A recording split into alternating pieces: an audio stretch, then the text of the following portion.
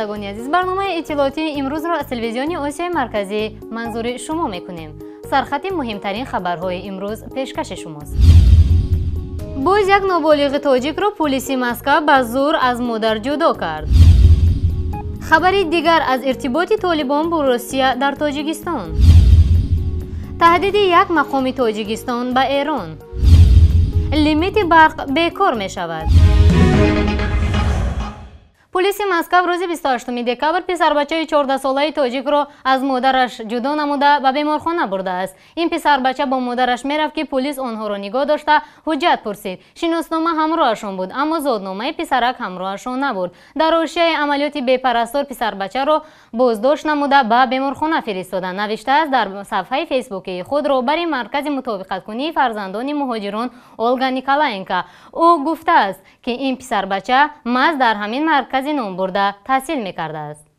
کارمندان شعبه وزارت کارهای داخلی نویه دانیلوفسکی مسکو دعوا کردند که گویا قید موقتی پسر بچه تمام شده است، اما دستیار این مرکز روزنامه‌نگار اندری کاریوی این ادعا را رد کرده. در صفحه فیسبوکی نوشته است که حجت‌های نسیم مشکلی نداشتند. یگانه مشکلی که پلیس اینک یافته است نبودن زادنامه‌اش بوده است. الان نسیم را برای تشخیص اولیه به بیمارستان کودکانه بردند، اما مادرش را به نزدش را نمی‌دهند. او را می‌توانند در بیمارخانه تا 7 روز نگاه دارند. بعدا دکتران شاید به خانه بچگانه مراجعت کنند تا به آنجا گذرانند. اظهار نگرانی کردند حامیان حقوق. ربودن کودک از مادر در حاشیه مبارزه با بی‌پرستاری در رویه کشور ما است، گفته است اولگا نیکولاینکا.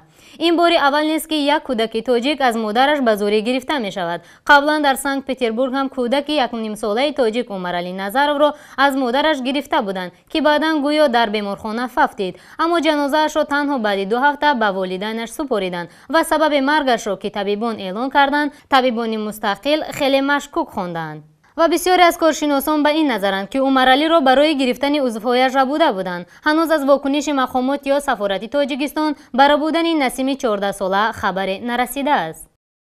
از روی قانونگذاری روسیه تا سن 18 ساله باید که اگر در صورت نبودن یکی از والدین دیگرش باید که برای خود وکالتنامه داشته باشد که از دوم والدین میگیرند و در حقیقت بازداشت این جوان نورسی تاجیک از طرف مقامات پلیس روسیه از روی قانونگیری درست است و چنین حادثه ها خیلی زیاد رخ میدهند، خصوصا حادثه هایی که در شهر سنت پترزبورگ دیدیم که فاجعه آور به آخر رسید و اینچنین در سنت پترزبورگ چنین یک حادثه بود که زن در یکی از بیمارخانه ها 2 کودک تولد کرد و متاسفانه بعد دو زیاده مدت 1 ماه با او یک کودکش رو نشان دادن، گفتن که او مرده است و از کودک دومش هم حتی درکی نیست و گفتنی هستم که کسی از این کار پیگیری هم نکرده ایستاده است و از طرف دیگر یکی از سبب هایی که بسیاری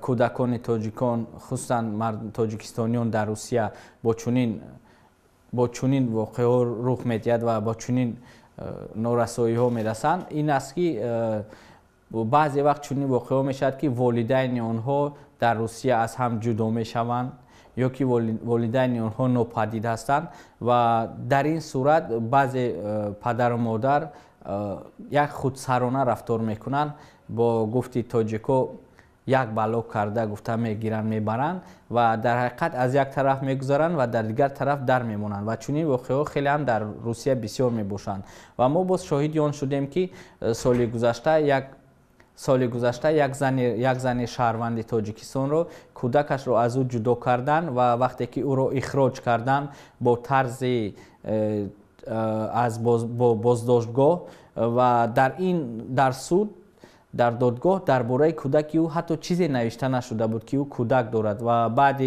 تلاش های زیادی ما معلوم شد که این زن برای کودک خود همون شهادت نامه رو درست نکرده بوده است و یکی از کارمندان پلیس یک زن چند بار به نزد او آمده است و خواهش کرده است که از بحر این کودکش گذرد و تا که وی این کودک رو به خود گیرد و این یکی از اون سبب های شد که ما از این واقعه پیگیری خود رو سر کردیم و چون واقعه خصوصا در روسیه خیلی بسیارند.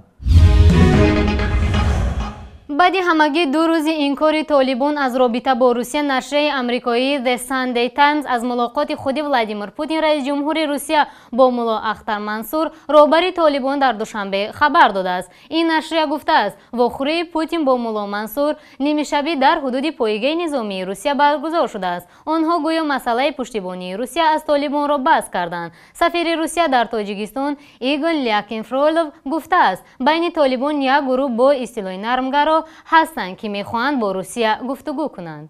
бо миёравии чанд давлат баъзе гуфтугӯҳо баргузор шуданд, аммо то ин замон натиҷаи мушаххасе ба даст надодааст. сафири Русия кадом давлатҳо будани миёнаравҳоро нагуфтааст ва дар мавзӯи вохӯрии Путину мулло Мансур ҳам сукут варзидааст. Александр Мантепский, сафири Русия дар Афғонистон ҳам ки ба вазорати корҳои хориҷии Афғонистон барои шарҳи ин мавзӯъ даъват шудааст, иртиботи Русия бо толибонро тасдиқ кардааст. ӯ гуфтааст ин кор ба хотири поён додан ба хушунат дар Афғонистон сурат гирифтааст. аммо вакилони парлумони Афғонистон иртибот ва гуфтугӯи Русия бо толибонро мудохила ба умури дохилии Афғонистон хонданд. вакилони афғон бар ин назаранд ки абарқудратҳо дар садди оғоз кардани як ҷанги бузург дар Афғонистон ҳастанд. рӯзи ҷумъа 25 декабр толибон дар як баёнияашон ҳама гуна иртибот бо Русияро рад карда гуфта буданд ки дар мубориза бо ҳаракати давлати исломӣ ҳеҷ ниёзе ба Русия ё кишвари дигаре надоранд. Кремл ҳам вохӯрии Путин бо мулло Ахтарро рад карданд. Владимир Путин миёнаи моҳи сентябр барои ширкат дар ҳамоиши созмони паймони амнияти дастаҷамӣ ба Душанбе рафта буд ва Sunday Times мулоқоти ӯ ва мулло Ахтар Мансурро бо ҳамон сафараш рабт медиҳад. моҳи ноябр ин нашрия аз вохӯрии пинҳонии намояндагони Русияву Толибон хабар дода буд. хабарҳо аз иртиботи Толибону Русия дар ҳоле пахш мешаванд ки Толибон дар Афғонистон ба пешрафтҳои чашмрас ноил шуданд. бинандагони азиз, ҳоло бароятон кӯтоҳтарин хабарҳои ҷаҳонро пешкаш мекунем. дар минтақаи бодканди марзи Қирғизистон бо Ӯзбекистон марзбонони ӯзбек ду шаҳрванди қирғизро ба зарбаи тир захмӣ карданд. тибқи иттилои дафтари матбуоти хадамоти давлатии марзбонии Қирғизистон, ин ду нафар талош карданд на аз гузаргоҳи расмӣ, балки аз минтақаи дигари марз моли қочоқро интиқол диҳанд. ҳамчунин онҳо бо тақозои марзбонон барои бозистодан итоат накарданд. ҳоло ин ду шаҳрванди Қирғизистон дар беморхонаи вилоятии Бодканд бистарӣ шуданд. фармондаи гурӯҳи марзбонони Бодканди Қирғизистон ба маҳалли ҳодиса рафта ва ба ҷониби Ӯзбекистон ҷузъиёти шароити тирандозии марзбонони ӯзбекро баррасӣ мекунад. дар биржаи Москва қурби $, аз 73 рубл ҳам гузашт ки соати 11:18 $1 Иёлоти Муттаҳидаи Амрико ба 73,168 рубл баробар шуд. бо ҳамин доллар қулаеро ҳам ки замони баландтарини нуқтаи буҳрони соли гузашта 16 декабри соли 2014 расида буд, убур кард. қурби евро ба 80,5 рубл баробар шуд. тадқиқотчиён дар зарфи 600 километр замин уқёнуси бузургеро кашф карданд ки ҳаҷми оби он 3 маротиба бештар аз обҳо будааст, ки дар тамоми уқёнусҳо мавҷуд аст. муаллифи тадқиқоти Грэм Пирсон, корманди донишгоҳи Алберт дар Канада, мегӯяд яке аз сабабҳои динамикӣ будани сайёраи замин ин аст ки дар дохили он об мавҷуд аст. баъди 10 солаи зиёди баҳсҳои назариявӣ дар ин мавзӯъ билохира олимон хабар доданд ки уқёнуси бузургро дар қишри замин пайдо карданд. ин бозёфти аҷиб далели ин аст ки ба рӯи замин об аз дохили он дар натиҷаи гардиши умумии об берун меравад. олимон мегӯянд ин бозёфти назарияи қаблиро ки мегуфт об ба замин аз сайёраи дигар тавассути кометаи яхин омадааст, ботил мекунад. Сайфулло Сафаров, муовини аввали раиси маркази таҳқиқоти стратегӣ вобаста ба раёсати ҷумҳурии Тоҷикистон, дар мусоҳибааш бо сомонаи радиои Озодӣ таҳдид карда гуфтааст ки Тоҷикистон метавонад муносибаташро бо Эрон бознигарӣ кунад. ӯ ин назарашро дар ҳошияи вохӯрии Муҳиддин Кабирӣ, раиси ҳизби Мамнӯи Наҳзати Исломии Тоҷикистон, бо Оятулло Хоманаӣ, роҳбари Эрон, иброз доштааст. интихоб дар дасти худи Эрон аст. агар мехоҳем ки бо террористон ҳамкорӣ кунӣ, ин интихоби онҳост. аммо агар мехоҳед бо Тоҷикистон ҳамкорӣ кунад, пас бояд дар муқобили терроризм қарор бигирад. ӯ афзуд: агар Эрон муносибаташро бо Тоҷикистон хуб нигоҳ дорад, муносибати мо низ хуб хоҳад буд. Тоҷикистон бо Эрон муносибати хуб дорад, на ба онҳое ки терроризмро дастгирӣ мекунанд. вохӯрии Кабирӣ бо Хоманаӣ дар ҳошияи конфронси ваҳдати ислом ки рӯзи душанбе ва сешанбе дар Теҳрон баргузор шуд сурат гирифтааст. дар ин конфронс Тоҷикистонро Саид Мукаррам Абдулқодирзода, раиси шӯрои уламо, Сулаймон Давлатов, раиси кумитаи дин ва Файзулло Бародзода, раиси маркази исломшиносии Тоҷикистон муаррифӣ карданд. дар рафти баргузории ин ҷаласа همچنین از جانب برگزار کنندگان این همایش رئیس حزب ممنوع شده تاجیکستان، حزب نهضت اسلامی تاجیکستان دعوت شده بود و ما ندانستیم که با کدام غرض سیاسی و ایدئولوژی این راهبری حزب تروریستی ممنوع شده در پهلوی رئیس شورای علمای مرکز اسلامی تاجیکستان در جلسه عمومی جایگزین کرده شدند. ما فکر و اندیشه خود و اعتراض خود را به مسئولین این همایش برگزار شده بیان نمودیم و البته آنها از ما بخشش و پوزش خواستند، ولی کار به جای خود رسید. یعنی منظورتون به جای خود رسید؟ یعنی ما گمان کردیم که ما اصلا از برنامه مکتوب اطلاعاتی این همایش معلوم بود که این یک همایش هست، همایش در مسئله وحدت واقعی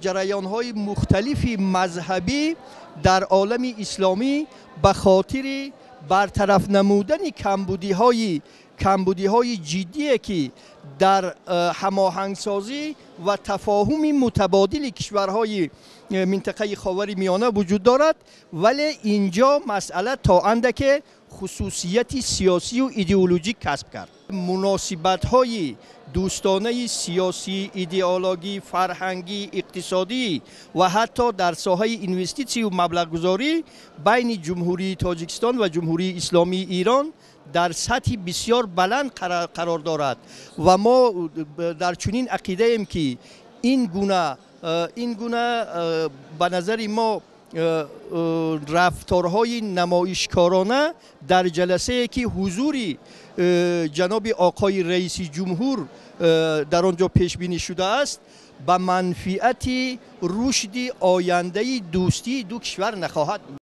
محیدین کبیری که قبلا در اکثر اینچنین کنفرانس ها از تاجیکستان نمایندگی میکرد، در این کنفرانس با سبب منع فعالیت حزب نهضت اسلام در تاجیکستان به حیث مهمان ویژه شرکت و سخنرانی کرده است. قبلا وزارت کارهای خارجه تاجیکستان به سفیر ایران در تاجیکستان بنابر دعوت کبیری به این کنفرانس نوت سپرده بود، اما خامنه‌ای با ندیدن گرفتن این نوت با کبیری ملاقات یک به یک انجام داده است.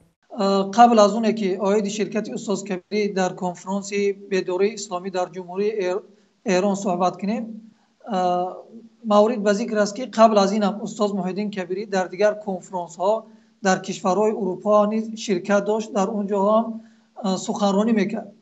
اما مسئله از همه مهمه که ما در این کنفرانس دیدیم، این دعوت رسمی استاد کبیری برای شرکت در این کنفرانس، نه فقط دعوت، حتی سخنرانی کردن ایشان هم در این کنفرانس دیده میشد.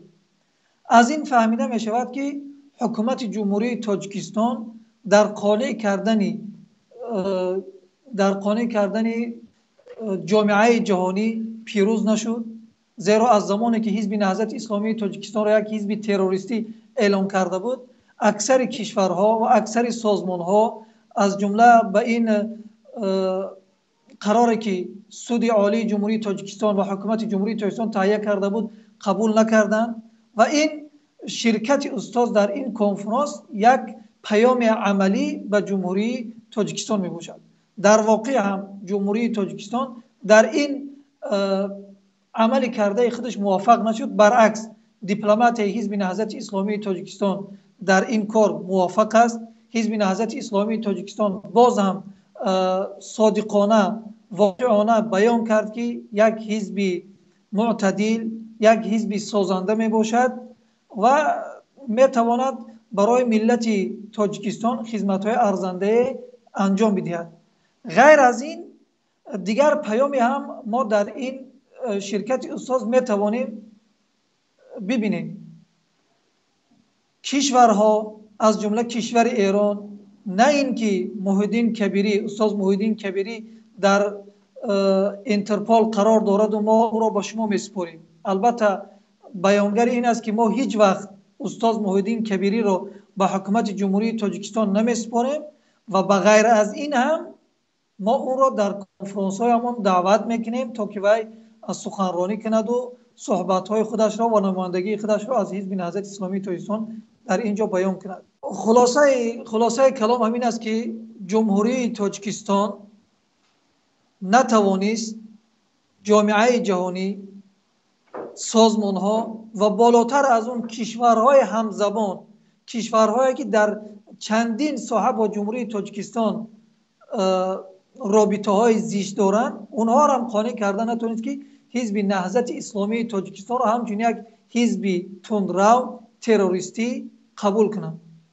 و اون کشورهای همزبان ما و شما هم از جمله ایران نه اینکه حزب نهضت اسلامی تاجیکستان را تروریستی قبول کرد، برعکس رئیس این حزب را در بزرگترین کنفرانس بیداری اسلامی رسما دعوت کرد و با یکی از مسئولین بلندپایه جمهوری اسلامی ایران استاد کبیری ملاقات کرد و در اون کنفرانس سخنرانی هم انجام داد. بغیر از این با چندین مسئولین بلندپایه دیگر کشورها نیز در ضمن این کنفرانس با آنها استاد محیدین کبیری ملاقات ها هم داشت.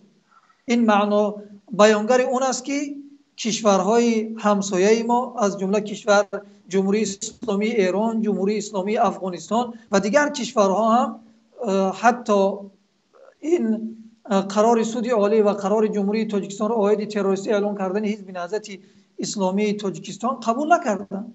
این یک موافقت برای حزب نهضت اسلامی تاجیکستان و البته موافقت برای ملت جمهوری تاجیکستان هم است، زیرا شرکت کردن استاد محیدین کبیری در این کنفرانس نمایندگی او نه تنها از حزب نهضت اسلامی تاجیکستان بود، نمایندگی ایشان از ملت با شرف جمهوری تاجیکستان می باشد.